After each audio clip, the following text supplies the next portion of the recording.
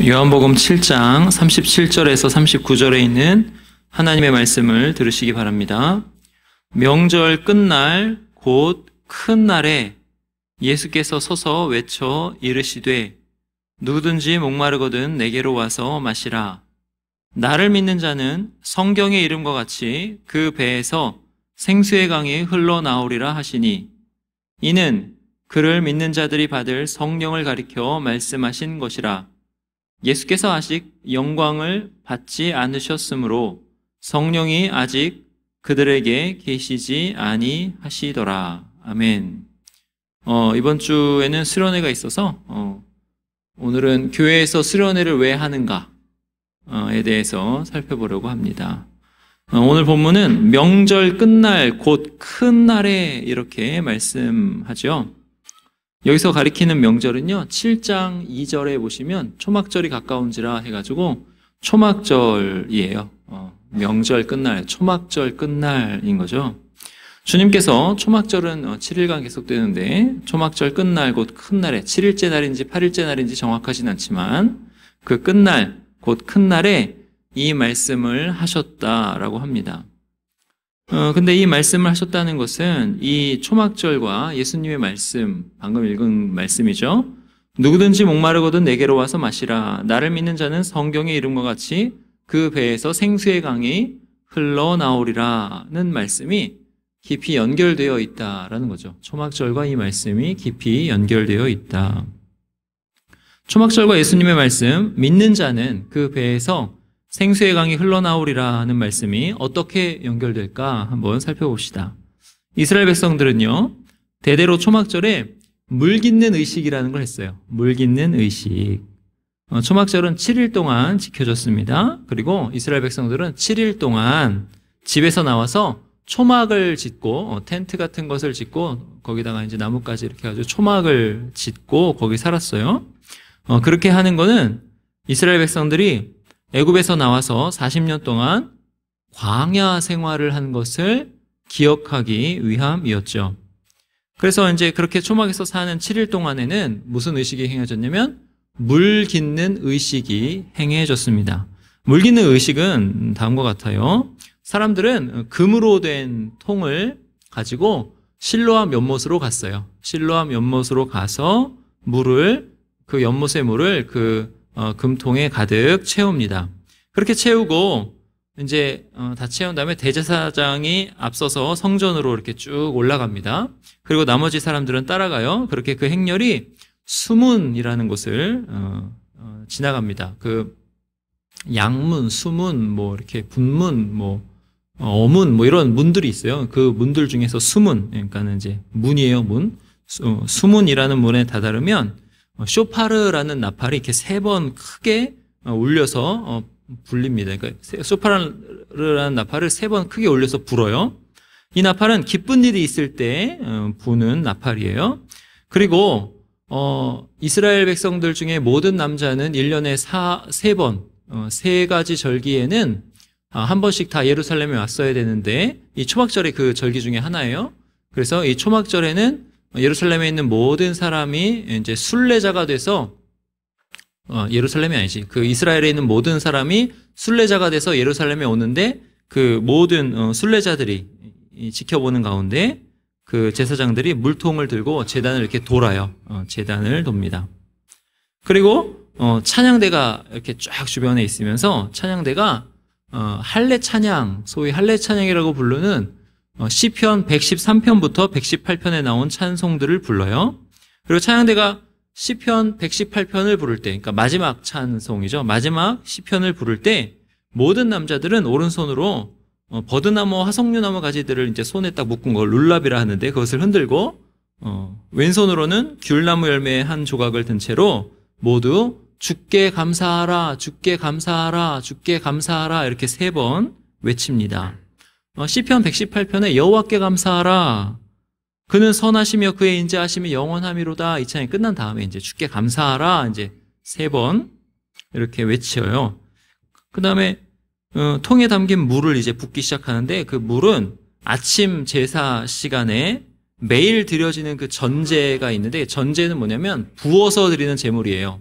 보통 이제 액체를 부어드리는데 포도주를 많이 부어드려요. 그래서 전제로 드리는 포도주와 함께 이렇게 물이 부어지는 거예요. 포도주와 물이 은대접에 담겨지고 하나님 앞에서 부어집니다.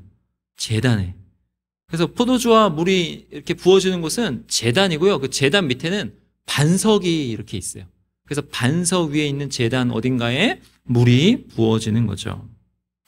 그래서 물과 포도주가 부어질 때 그 물과 포도주가 어떻게 되냐면 반석을 흘러서 내리는 거죠. 그러니까 행렬이 수많은 사람들이 물을 떠왔으니까 물을 많이 붓겠죠. 그러니까 물이 반석에서 이렇게 쫙 흘러내리는 겁니다. 이런 의식이 물 깃는 의식인데 이 의식이 초막절 절기 동안에 진행되는 거죠. 근데 이런 의식이 구약 율법에는 이렇게 성경에는 나와 있지 않아요. 근데 이 의식은 예수님께서 오시기 전에 200년 전부터 있었다는 기록이 있어요. 확실히 200년 전부터 그런 의식이 있었어요. 근데 어쩌면 더 앞서서 이런 의식이 있었을 수도 있어요. 사무엘상 7장 6절에 보면 사무엘 시대에 이스라엘 백성들이 물을 길어서 여호와 앞에 붓고 종일 금식하였다. 뭐 이런 기록이 있어요. 물을 부었다. 그러니까 이제 이런 의식은 이렇게 전해 내려오는 의식입니다. 하여튼 이 의식은 예수님께서 오셔서 계실 때 진행되던 의식이에요. 그리고 초막절에 예루살렘 성전에서 방금 묘사드린 대로 진행되었던 의식입니다. 이런 의식이 다 행해지고 나서 예수님께서 여기 본문에 보니까 서셔서 큰 소리로 외치십니다. 그러니까 서서 선포하시는 거예요. 누구든지 목마르거든 하면서 이렇게 외치시는 거예요. 내게로 와서 마시라. 나를 믿는 자는 성경의 이름과 같이 그 배에서 생수의 강이 흘러나오리라. 이렇게 외치시는 겁니다. 물을 길어서 하나님 앞에 부어들여서 성전에 있는 제단 밑에 그 반석에서 물이 이렇게 흘러내려요. 그런 장면을 상상해 보세요. 이렇게 물이 흘러내립니다. 그걸 이제 모든 이스라엘에 거주하는 사람들, 순례자들이 보았어요. 그런 장면을 보았는데 그 장면과 함께 예수님께서 서서 외쳐서 선포하시는 거예요. 선포하시기를 예수님께서 생수의 근원이다 이렇게 말씀하시는 거예요. 누구든지 목마르거든 내게로 와서 마시라 이렇게 선포하시는 거예요. 그러시면서 나를 믿는 자는 성경의 이름과 같이 그 배에서 생수의 강이 흘러나오리라. 이거는 두 가지로 해석이 돼요. 예수님에게서 생수의 강이 흘러나오리라도 해석이 되고 예수님을 믿는 자에게서 생수의 강이 흘러나오리라 라고도 해석이 되는데 하여튼 예수님을 믿는 자든지 예수님에게로부터든지 생수의 강이 흘러나온다 라는 거예요. 그러니까 이 말씀이 물이 흘러내리는 반석을 보는 이스라엘 백성들에게는 큰 의미로 다가왔을 것입니다. 반석에서 지금 물이 흘러내리고 있어요. 이런 이미지를 머릿속에 딱 생각하시고 이런 이미지는요 이스라엘 백성들이 광야에서 직접 보고 경험한 이미지입니다. 출애굽기 17장과 민수기 20장에 그런 게 나와요. 반석에서 물이 많이 솟아나와서 광야에 있던 이스라엘 백성들과 그 가축들이 다 흡족히 마셨다 그래요. 여러분 우리는 광야 하면 보통 이제 사하라 사막 같이 모래 사막을 이제 상상하는데 이스라엘의 광야는 조금 달라요. 그 중동의 광야는 조금 다릅니다. 거기는 돌이 많고 그런 광야예요. 돌이 많고 이렇게 식물도 있는데 이렇게 뾰족뾰족한 식물들이 있고 한 광야입니다. 근데 사하라 사막이랑 똑같은 것이 있는데 그건 뭐냐면 물이 없어요. 그 광야에는 물이 없습니다. 그러니까 이제 길은 되게 험하고 막 그런데 돌이 많으니까 근데 거기 물이 없어요. 근데 그 물 없는 곳에서 반석에서 물이 흘러나와서 출애굽한 모든 백성이 다 흡족히 마시고 그들이 데리고 다니는 가축까지 다 마셨다는 거예요. 소나 양이나 염소 같은 그러한 가축들이 다 마셨어요. 그러면 200만이 넘는 사람들, 장정만 60만이니까 200만이 넘는 사람들이 그 물을 마셨어요. 흡족히. 그리고 200만이 넘는 사람들에 속한 가축은 또 얼마나 많겠어요? 그 가축들이 다 물을 마셨습니다. 반석에서 물이 콸콸콸 쏟아졌다는 거죠. 강처럼 흘러나왔다는 거예요. 그렇게 반석에서 물이 강처럼 솟아 흘러나와서 온 백성과 온 가축들이 다 마셨습니다. 기적이죠. 그런데 고린도전서 10장 4절에 보면 이 기적을 이렇게 기록해요. 들어보세요. 다 같은 신령한 음료를 마셨으니 이는 그들을 따르는 신령한 반석으로부터 마셨음에 그 반석은 곧 그리스도라. 광야에서 이스라엘 백성들이 영적인 음료를 마셨다고 그래요. 반석에서 나오는 음료를 영적인 음료라 이렇게 해석하는 거예요. 그리고 그 음료가 어디서 나왔냐면 그들을 따라다니는 반석으로부터 마셨다 그래요. 여러분, 반석이 이스라엘 백성들이 가는 길에 따라다녔다 그래요.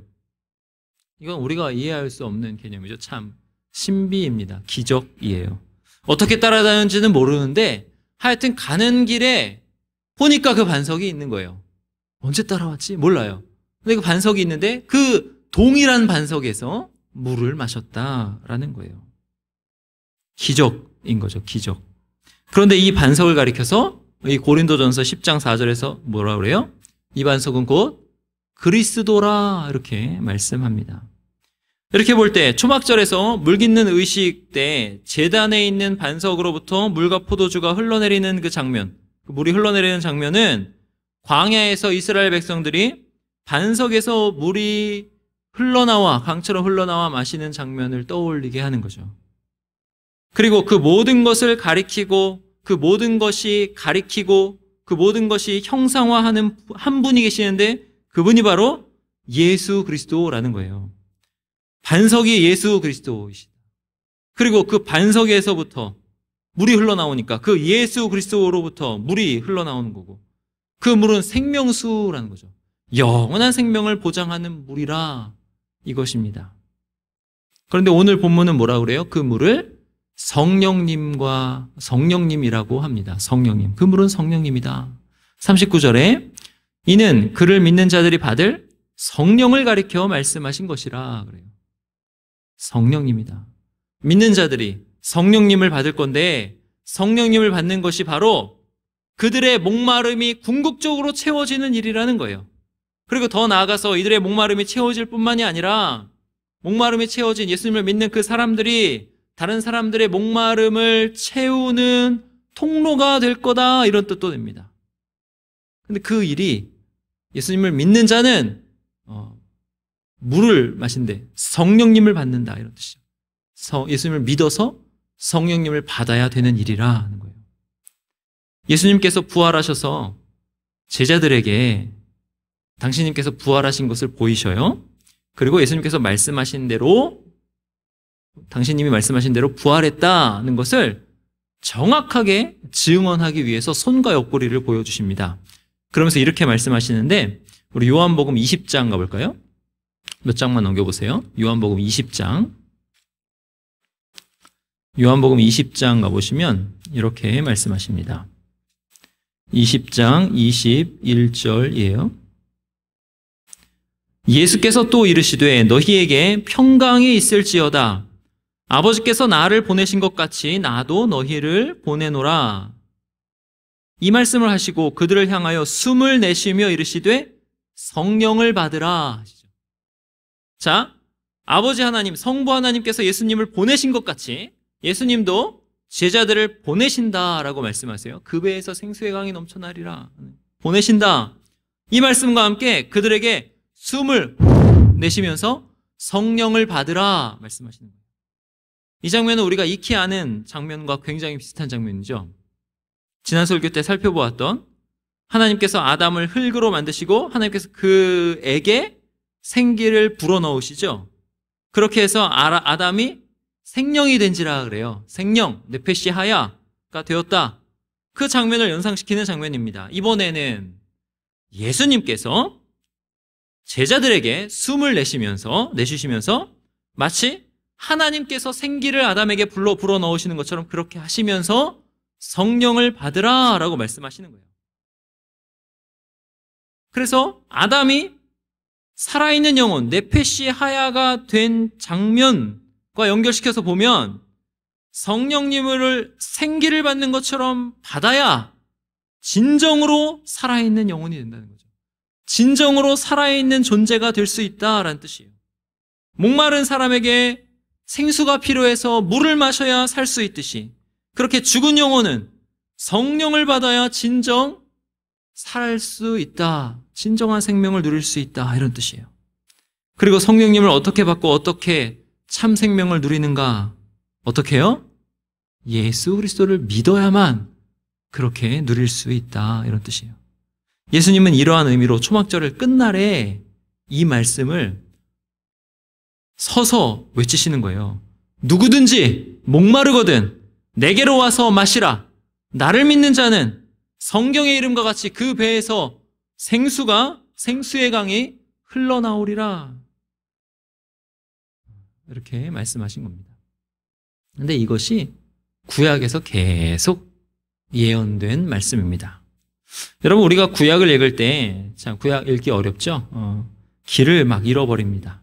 왜 그러냐면, 구약이 무엇을 말씀하는지 잘 생각을 안 하고 읽어서 그래요. 구약이 말씀하는 예수님을 생각하지 않고, 구약에서 묘사한 어떤 사건들이나 어떤 세세한 조항들 같은 것에만 주목하기 때문에, 구약 읽을 때 조금 어렵고 길을 잃어버리는데, 예수님을 구약이 말씀하세요.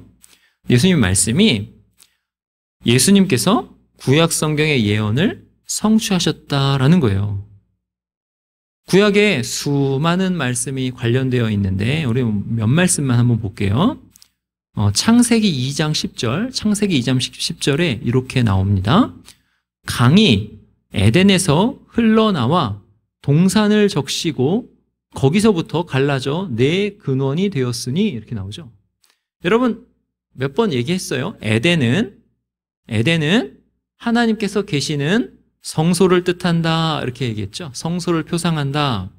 성소, 성막, 성전, 이거 다 한 가지 의미를 말씀합니다. 뭐예요? 하나님께서 거기 계시는 곳. 그리고 하나님께서 거기 계시니까 우리는 하나님을 예배하는 곳, 요게요. 성소, 성막, 성전. 그래서 에덴은 이런 의미에서 하나님께서 계셔서 하나님께서 예배 받으시는 곳으로 성소입니다. 근데 그 에덴이라는 성소에서 어떻게 돼요? 강이 에덴에서 흘러나와 동산을 적시고 이렇게 되죠. 물이 흘러나오는 거예요. 에스겔서 47장에 보면 아주 더 확실하게 말씀하죠. 에스겔서 47장 1절에 그가 나를 데리고 성전 문에 이르시니 성전의 앞면이 동쪽을 향하였는데 그 문지방 밑에서 물이 나와 동쪽으로 흐르다가 성전 오른쪽 제단 남쪽으로 흘러내리더라. 여기 보면 성전에서 물이 나와 제단 남쪽으로 물이 흘러내립니다. 에스겔이 환상 중에 본 성전인데 이 성전에서 물이 나와 큰 강을 이루는 환상이에요. 뒤에 쭉 읽어보시면. 근데 여기서도 하나님께서 계시는 성전, 하나님을 예배하는 장소에서 물이 흘러 강이 되는 거예요. 그런데 그 강을 통해서 모든 것이 생명을 얻어요. 에스겔 47장 9절 12절 이렇게 나와요. 그 강이 이르는 각처에 모든 것이 살 것이며, 이렇게 나옵니다. 성전에서 흐르는 물을 통해서 생명을 얻을 수 있다. 참 생명의 근원이 성전에서 흐르는 물로부터 온다, 이런 거예요. 요엘서 3장 18절에 이렇게 나와요. 여호와의 성전에서 샘이 흘러나와서, 스가랴 14장 8절 그날에 생수가 예루살렘에서 솟아나서, 구약에서 계속적으로 하나님께서 임재하시는 곳에서, 하나님을 예배하는 곳에서 생명수가 강같이 흘러나오리라, 이렇게 말씀하시는 겁니다.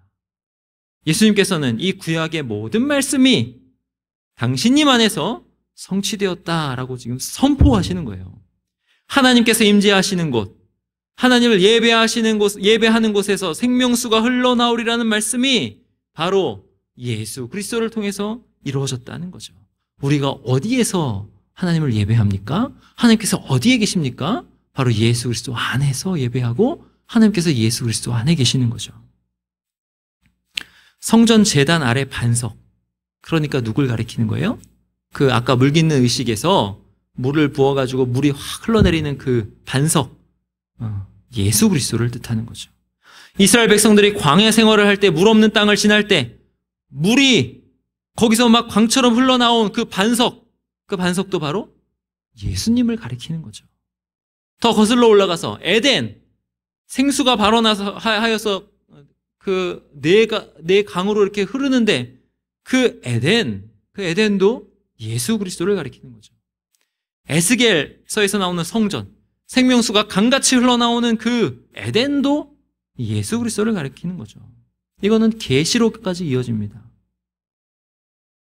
그리고 이 생명수는 성령님을 가리킨다 그랬어요. 성령님을 받아서 참 생명을 누리는 방법은 그래서 뭐예요? 오직 예수 그리스도를 믿어 그 안에 있는 방법밖에 없다 이거죠.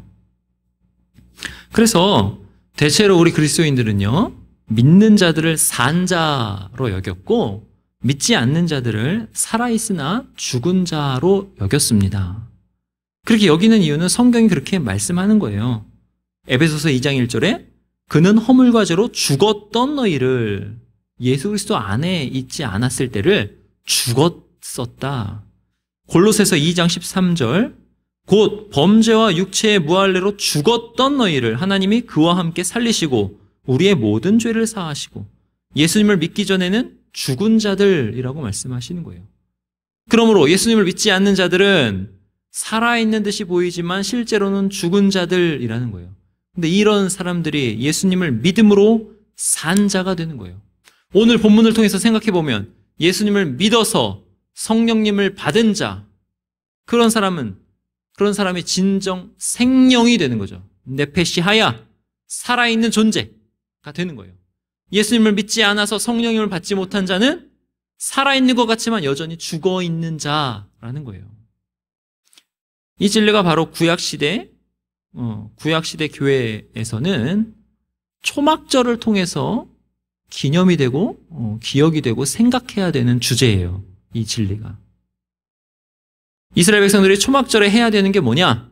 말씀을 듣는 건데, 말씀을 듣는 그 일을 통해서 이스라엘 백성들은 요 진리, 요 초막절의 의미를 생각해야 됐다는 거죠.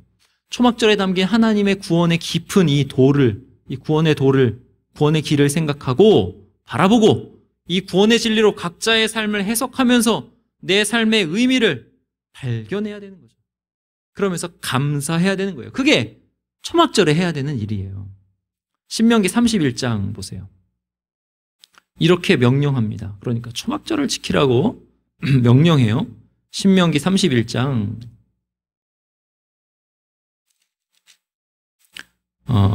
신명기 31장 10절, 구약성경 312쪽이에요.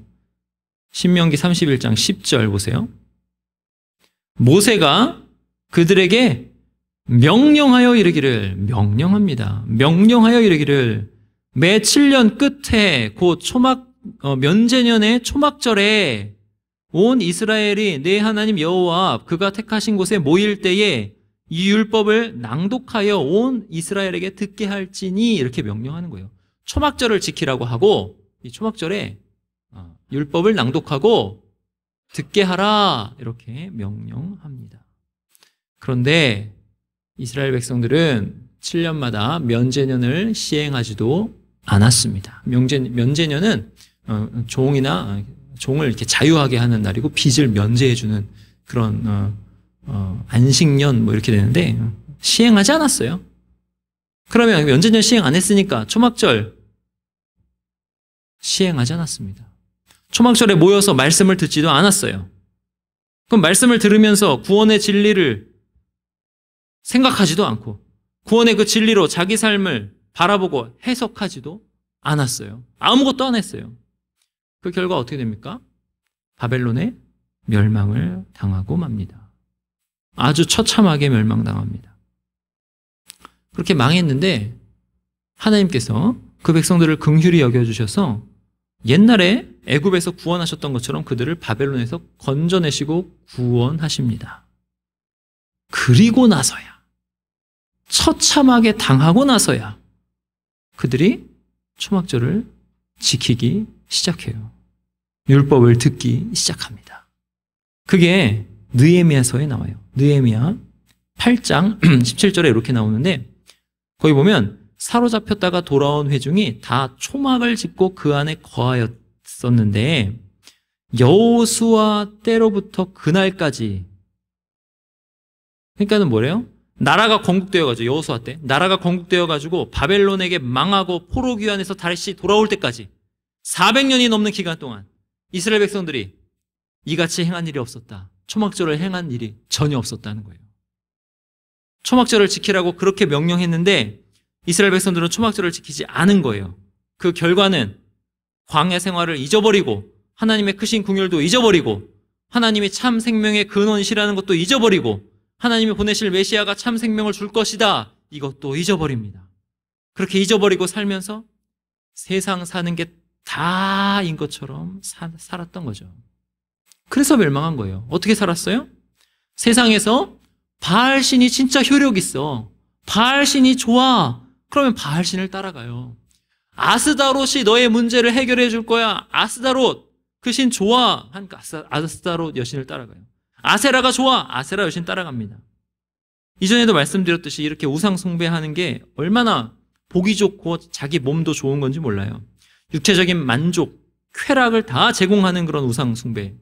가나안 문화가 그랬다 그랬어요. 가나안 문화라는 이름으로 이스라엘 백성들을 꿰어서 자꾸 쾌락, 물질적인 안정만을 추구하게 하였다. 바알 숭배, 아스타롯 숭배, 아세라 숭배. 신전에서 섬기는 아리따고 고운 여자 사제들과 음행하면 비를 내려준다는 거예요. 여신의 경우 신전에서 섬기는 아주 멋있는 남자 사제들과 음행하면 네가 원하는 그 소원 성취를 해준다는 거예요. 그런 가나한 우상 숭배에 빠져 살았다는 거죠. 초막절을 지키지 않으니까 하나님을 잊어버리게 된 거죠. 하나님을 잊어버리게 되니까 점점 더 이런 문화에 빠지는 거예요. 자기도 모르게 문화라는 이름으로. 거기서 우상을 섬기게 됩니다. 근데 계속 얘기했죠. 우상을 섬긴다는 건 무슨 뜻이에요? 내가 하나님이다. 내가 원하는 것을 내가 내 뜻대로 신을 조종해서라도 하고 싶다 이거죠. 자기 자신만을 위해서 살게 되는 거죠.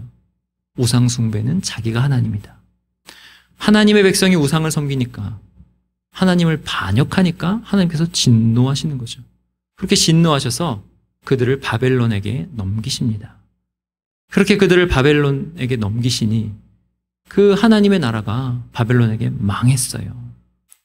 바벨론은 성경에서 하나님을 대적하는 세력을 표상합니다. 하나님을 대적하는 세력의 대명사예요.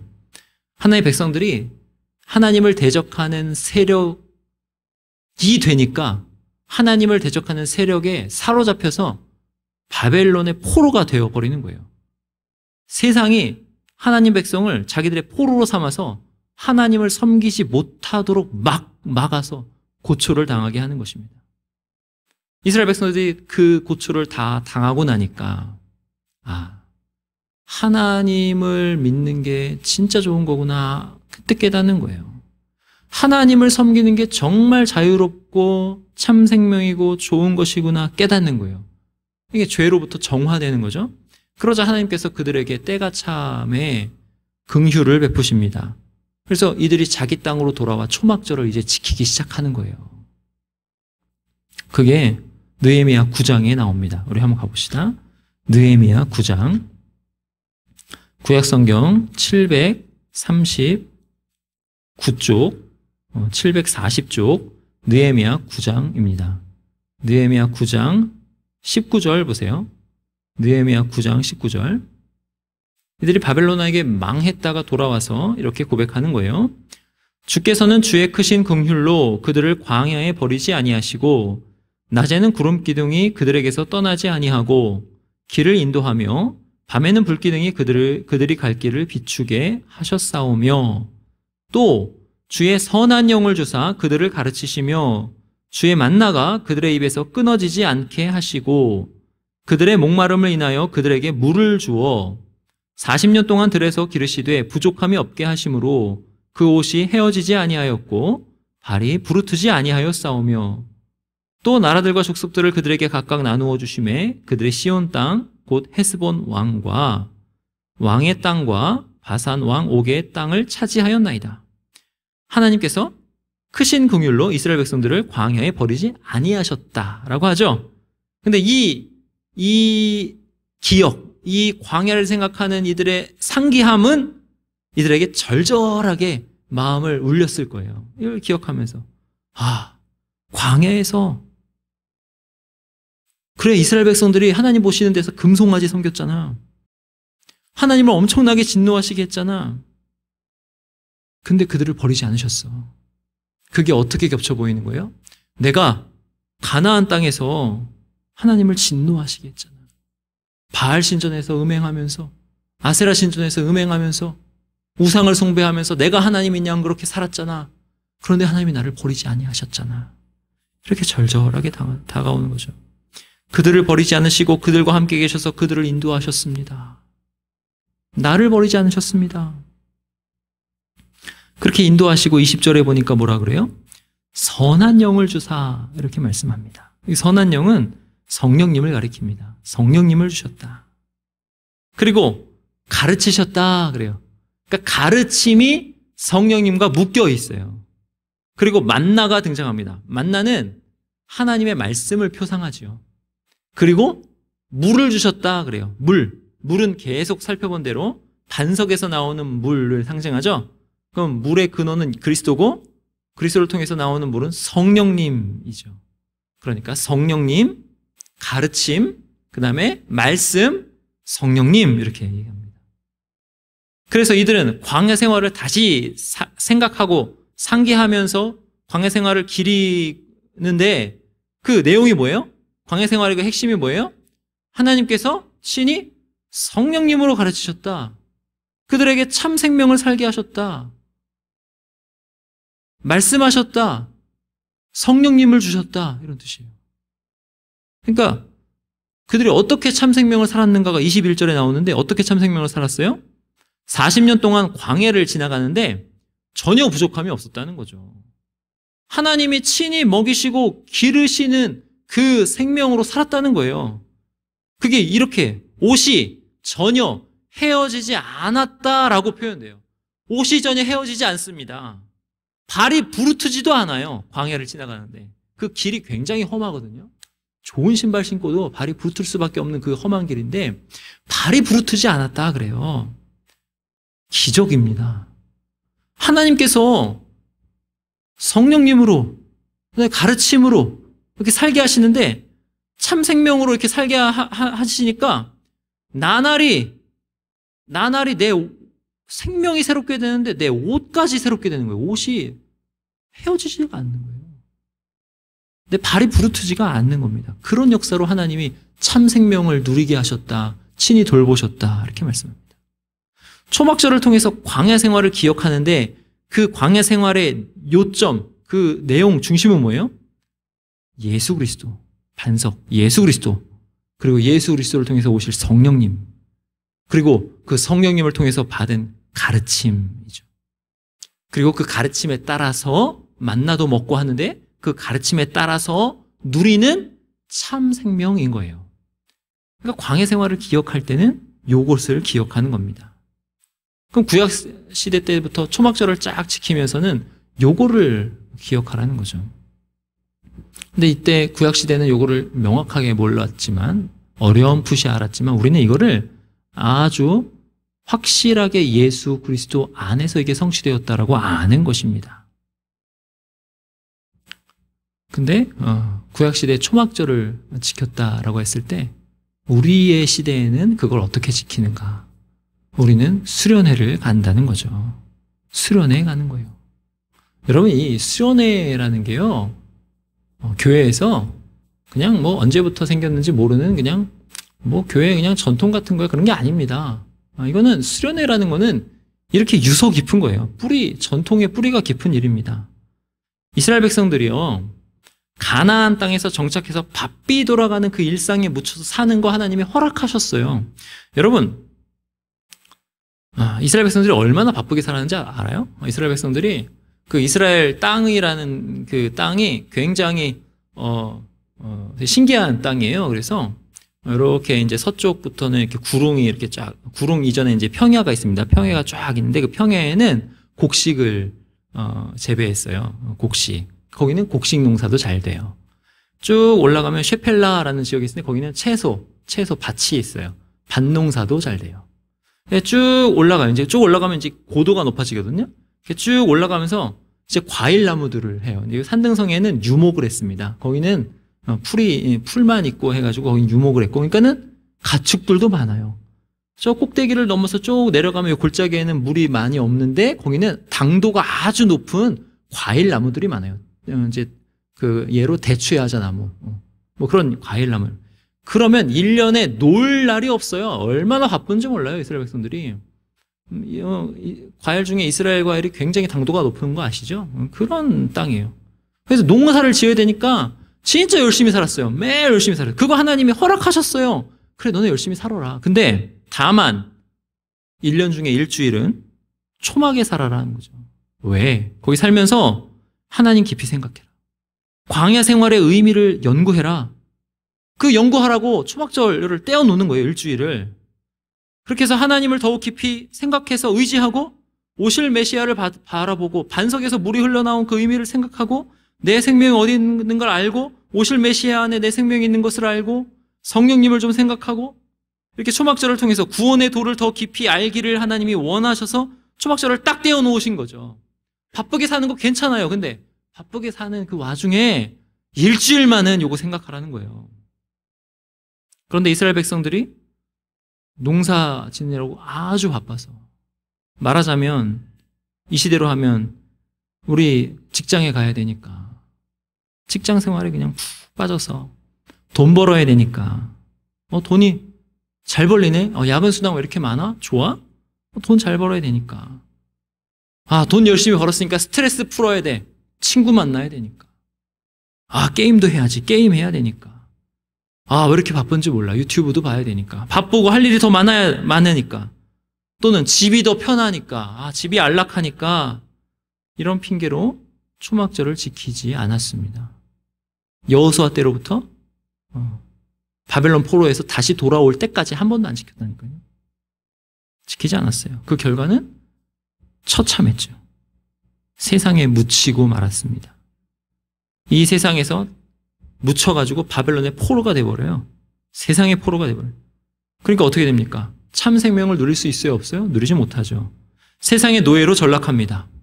그 세상의 노예됨의 증거가 뭔지 알아요? 일을 하는데, 열심히 하는데 그 의미를 모르겠어요. 그게 세상에 사는 증거예요. 내가 왜 이 일 왜 하지? 그 의미를 몰라요. 열매도 없어요. 삶의 의미를 찾지 못해요. 허무해요. 사는 게 아닌 거예요. 아무 의미 없고 허무한 삶을 살게 되었다 하는 거죠. 포로가 돼가지고. 여러분, 광야에서의 삶은 그렇지 않았어요. 광야에서는 어땠어요? 날마다 기적을 맛보고 경험하면서 사는데, 내가 사는 것 같은데 잘 보니까 내가 사는 게 아니에요. 하나님이 살게 하시네? 요거를 경험했어요. 날마다 하나님으로부터 공급받고, 날마다 하나님이 새 힘을 주시고, 날마다 하나님이 도와주시는데, 내 옷까지 항상 똑같은 옷을 입는데, 옷이 항상 새 것처럼 새롭게 되는 그런 놀라운 기적이 담긴 삶을 광야에서는 살았다는 거죠. 근데 가나안 땅에서는 바쁘게 살면서 엄청나게 수많은 그 농작물로 이렇게 번영하고 돈 잘 벌고 이렇게 사는데 그러한 새 생명의 삶과는 완전히 멀어져서 살았다는 거예요. 그러니까 거기서 일주일 좀 나와가지고 광야에서의 삶을 생각하면서 너의 참 생명이 어떻게 누려지는지를 알아라 하는 거죠. 여러분, 이스라엘 백성들의 삶은 그런 삶이 아니죠. 우리의 삶도 그런 삶이 아닙니다. 사는 게 아닌 삶, 그런 삶이 아니죠. 어떤 삶입니까? 광야의 삶처럼 날마다 기적을 경험하는 삶이죠. 우리 삶은. 이것이 그들이 초막을 기억하고 지켜야 되는 이유, 초막절을 지키면서 광야 생활을 기억하고 지켜야 되는 이유예요. 초막절을 지키지 않으니까 기적이 일어나도 기적인 줄 몰라요. 그저 그것이 돈의 힘인 줄 알고 내가 노력해서 얻은 것인 줄만 알고 무감각하게 살게 되는 거죠. 우리가 수련회를 가는 이유는 뭐냐면 이렇게 무감각하게 되지 않기 위해서입니다. 우리가 하나님의 기적으로 오늘도 살고 있음을 다시 생각하기 위해서 수련회에 가는 거예요. 우리에게 참 생명을 주실 분은 오직 예수 그리스도다라는 것을 다시 깊이 생각하고 예수님께로 나의 마음을 돌려서 나의 삶을 다시 조율하기 위해서 수련회를 가는 거예요.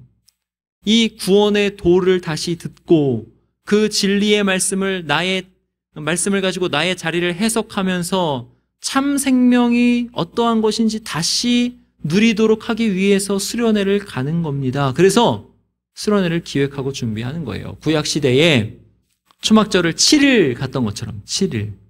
우리는 어떻게 해요? 우리는 겨울 수련회 3일, 여름 수련회 3일 이렇게 가는 거죠. 2박 3일은 너무 짧습니다. 3박 4일은 가야 겨울 수련회 3박 4일, 여름 수련회 3박 4일을 가야 7일을 좀 채우는 거죠. 짧지만 그래도 가는 겁니다. 수련회. 초막절을 생각하면서 나의 참 생명이 어떻게 누려지는가를 다시 기억하고 알기 위해서. 사랑하는 화성교회 청년 여러분, 여러분은 예수님 안에서 초막절의 의미가 밝히 드러났다, 이것을 들으셨습니다. 그리고 예수님께서 예수님을 믿는 자들에게 주시는 성령님을 통해서만 참 생명, 참 인생을, 그 의미를 알면서 살 수 있다는 것도 들으셨습니다. 그리고 이것이 초막절과 연결되어 있고 그 의미를 이스라엘 백성들로 하여금 깊이 생각하라고 하나님께서 초막절을 제정하셨다는 것도 들으셨죠. 이제 여러분은 어떻게 하시겠습니까?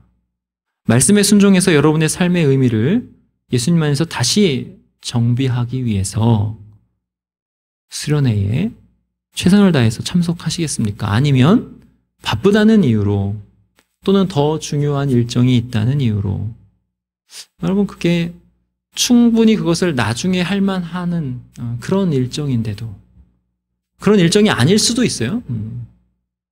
그런 일정이 아니면 최선을 다해서 부분 참석이라도 하는 거죠. 근데 그 일정이 나중에도 진짜 할 수 있는 그런 일정인데도 불구하고 그것을 핑계로, 또 불편하다는 이유로 수련회에 충분히 갈 수 있는데 굳이 그 시간에 어떤 일을 하겠다는 이유로 수련회를 통해서 다시 생각할 하나님, 수련회를 통해서 경험할 하나님을 등한시하시겠습니까?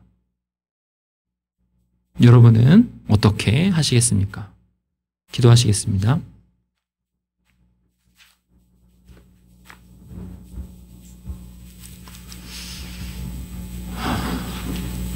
하나님 아버지, 이 시간에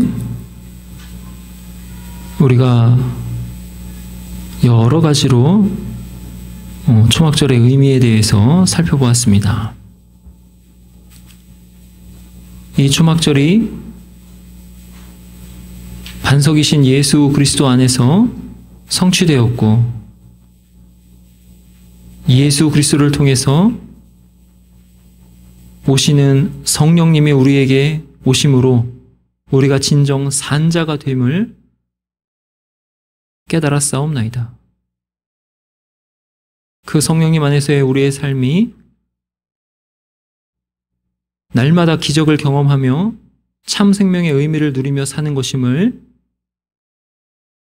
듣고 알게 되었습니다. 하나님, 그러나 우리가 우리 인생을 사는 데 있어서 여러 가지로 바쁘고 또 해야 할 일이 많아 이 구원의 진리를 자꾸 잊어버리옵나이다. 주일마다 또 말씀을 듣지만 이 듣는 말씀은 너무 시간이 짧고 또 일주일에 하루 짧은 시간이라서 이 구원의 도를 깊이 생각하기에 어려움이 많사옵나이다. 하나님, 그래서 구약시대에 초막절을 지켰던 것처럼 우리는 수련회로 하나님께 나아가고자 합니다. 아버지 하나님, 이 수련회 기간에 우리 청년들이 수련회에 다 와서 내 인생의 의미가 어떻게 이루어지는가, 내가 참 생명을 어떻게 누릴 수 있는가, 오직 예수 그리스도라는 이 말이 무슨 뜻인가, 하나님 아버지는 어떠한 분이신가, 얼마나 긍휼에 풍성하신 분이신가, 하나님을 깊이 만나 우리의 인생이 다시 방향이 수정되기를 간절히 원하옵나이다.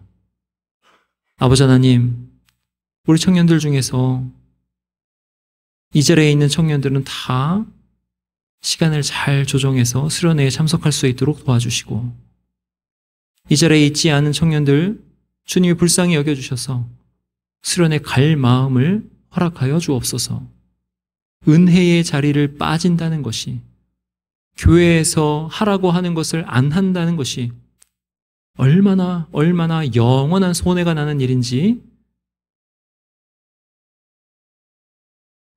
얼마나 내 인생에서 손해나는 일인지 깊이 깨달아 알게 하여 주시옵소서.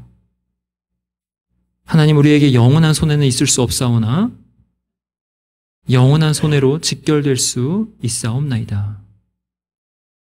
예수 그리스도를 깊이 생각하고 아는 그 일에 항상 등한시하는 그런 자가 어찌 구원을 얻을 수 있겠사옵나이까. 아버지 하나님, 주님이 우리를 불쌍히 여겨주시고 붙잡아 주셔서 이 양과 질이 보장된 이 시간, 하나님을 깊이 알라고 보장된 이 시간을 놓치지 않고 우리가 수련회에 참석할 수 있도록 도와주시옵소서. 하나님이 이렇게 역사하실 줄 간절히 믿고 바라오며 주 예수 그리스도의 이름으로 기도하옵나이다. 아멘.